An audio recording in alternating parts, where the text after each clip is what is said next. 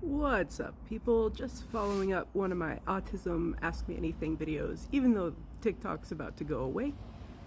Some of you might be watching this on another platform because I'm going to have to move all my videos over there.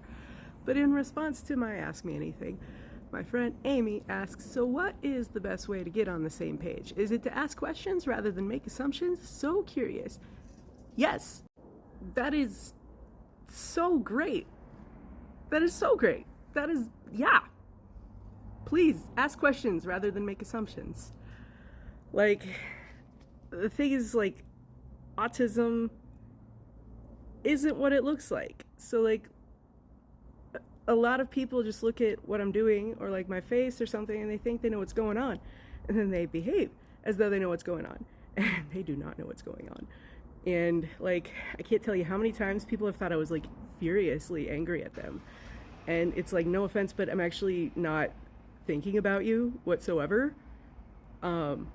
Sorry, you're not that important to me enough for me to be angry, but now I'm a little upset because it's, you know, when I worked at religious organization in the Midwest, I would get like pulled into these meetings with like leaders and people I worked with, and they'd be like, yeah, so like, why are you so mad at me? And I'm like, what? This is news to me. What?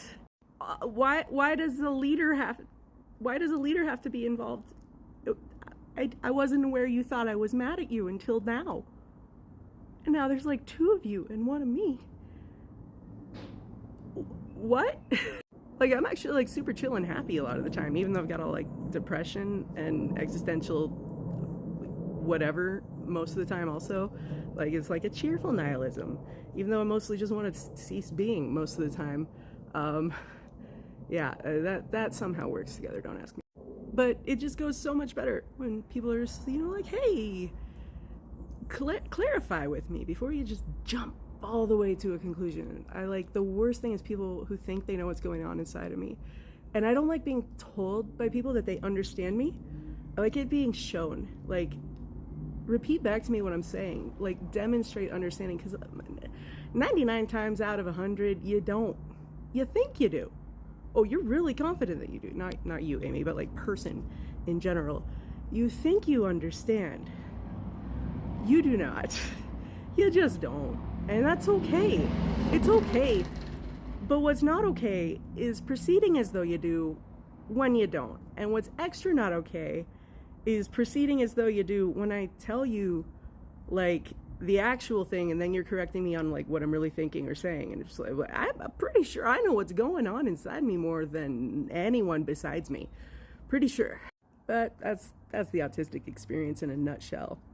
Like, we matter the least to our own stories to a lot of people, unfortunately. Yeah, it's such a crazy difference what a hair clip and some earrings makes for like making me look so much more feminine. Someone got these for me for my birthday. Fun times. A little cactus, very appropriately autistic. This not the first time I've gotten cactus themes things for my birthday. That is a regular observation of me. Spiky outside, squishy inside, you know. But my outside's not even intentionally spiky. So yeah, ask questions rather than make assumptions, because there is a squishy inside.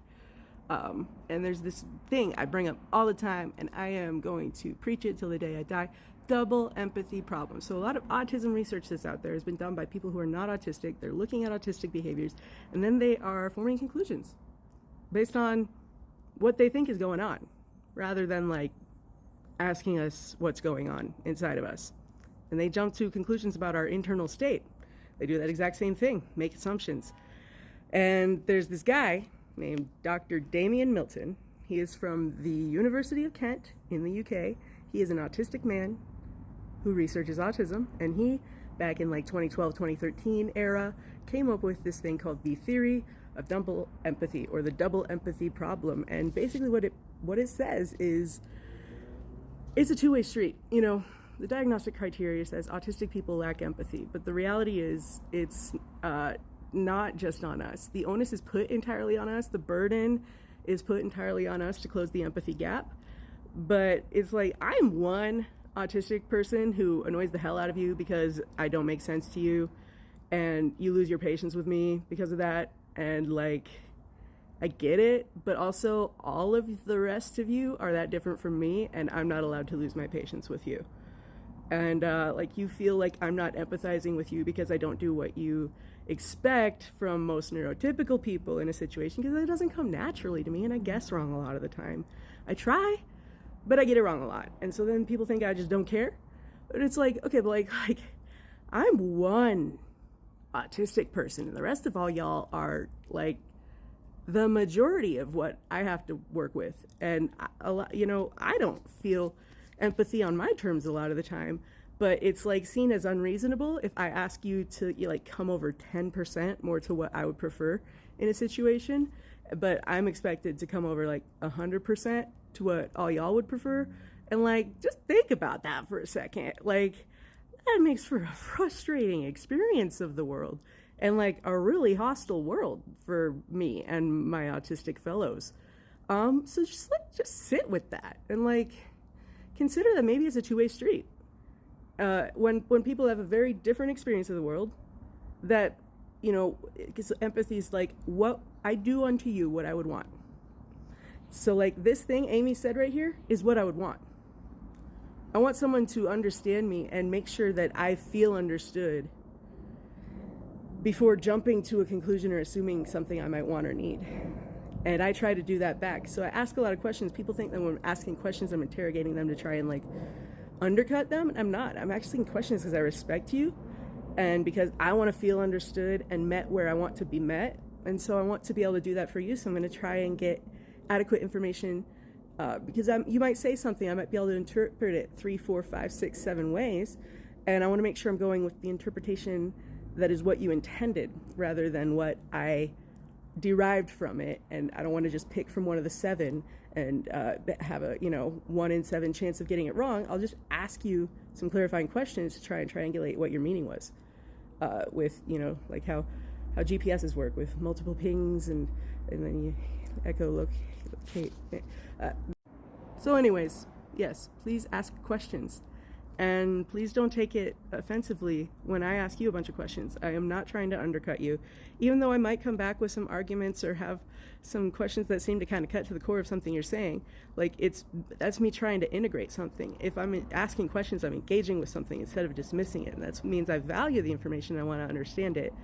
I'm not trying to like corner or trap people. So yeah, that's a good start. If there's anything that wasn't clear about what I just said, please let me know and I will elaborate, as long as we have this app. Alrighty, see ya!